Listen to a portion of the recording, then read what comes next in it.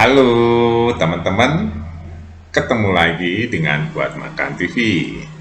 Kita di Buat Makan TV akan bahas masalah Timnas Indonesia yang segera bermain di Piala AFF bersama Filipina ya. Kita satu grup dengan Filipina. Saya akan kupas tentang Filipina beberapa hari terakhir ini. Filipina sempat melakukan uji coba dengan Vietnam. Nah, sedangkan Indonesia tidak melakukan uji coba sama sekali. Ini bedanya ya. Indonesia nggak tahu petanya nih, gelap nih. Peta kekuatan di AFF ini Indonesia gelap karena nggak pernah uji coba sebelumnya. Nah, Filipina kemarin bisa menahan Vietnam sampai menit 90 ya. Dan bertahan terus, digempur terus oleh Vietnam.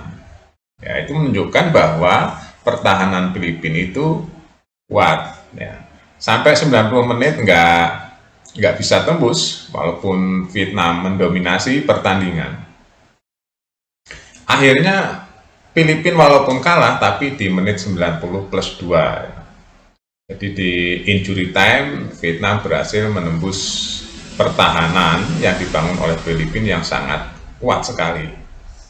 Ini buat apa? Pelajaran bagi Indonesia nanti, karena Indonesia di pertandingan terakhir di Piala AFF ini akan ketemu Filipina.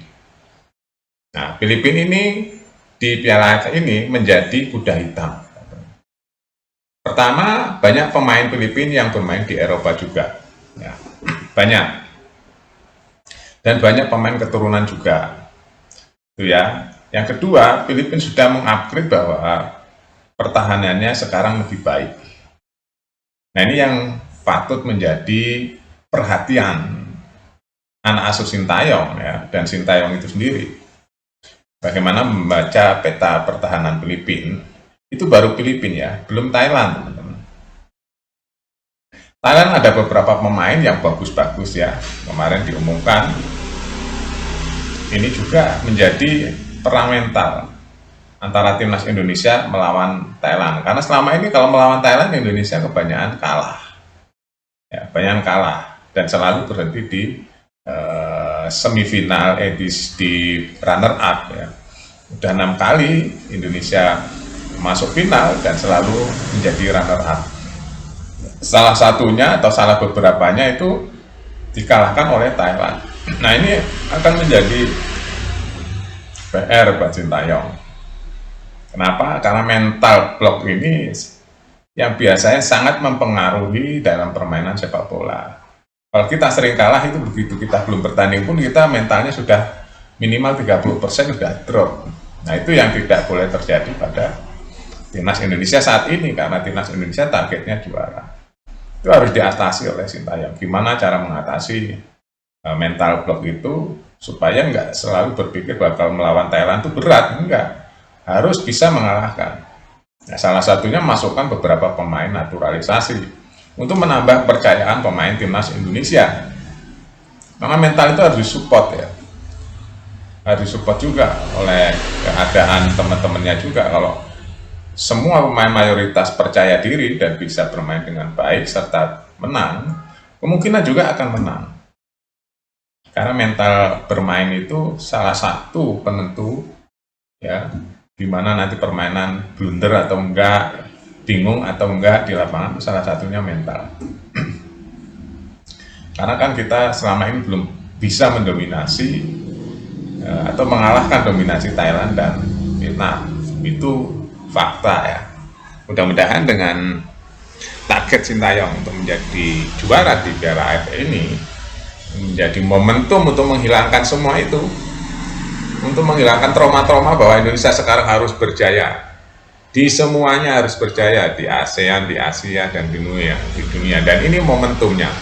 Indonesia sedang melakukan 3 itu. Pertama, di ASEAN ya, di AFF ini Indonesia ini momentumnya untuk menjadi juara, kan sudah lama sekali nggak menjadi juara.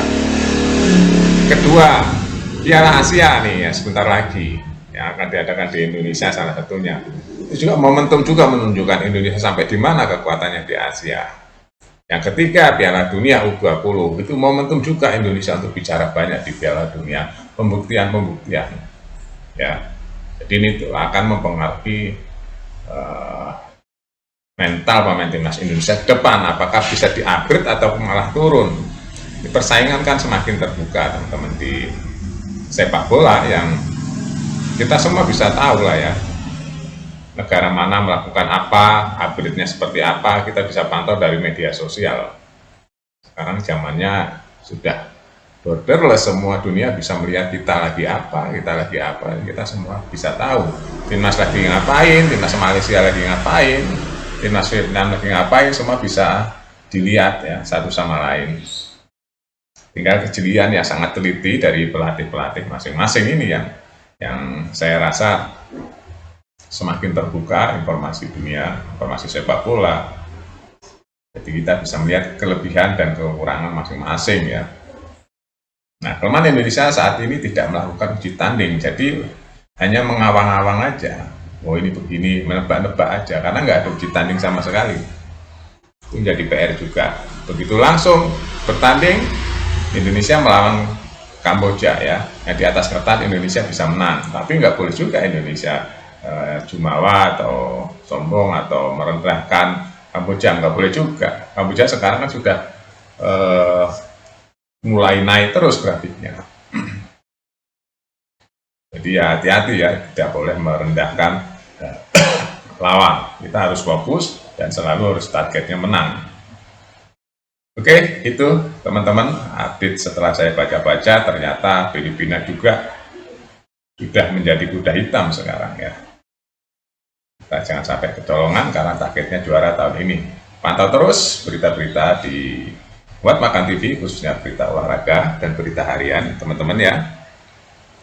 Jangan lupa selalu bersyukur. Sampai jumpa.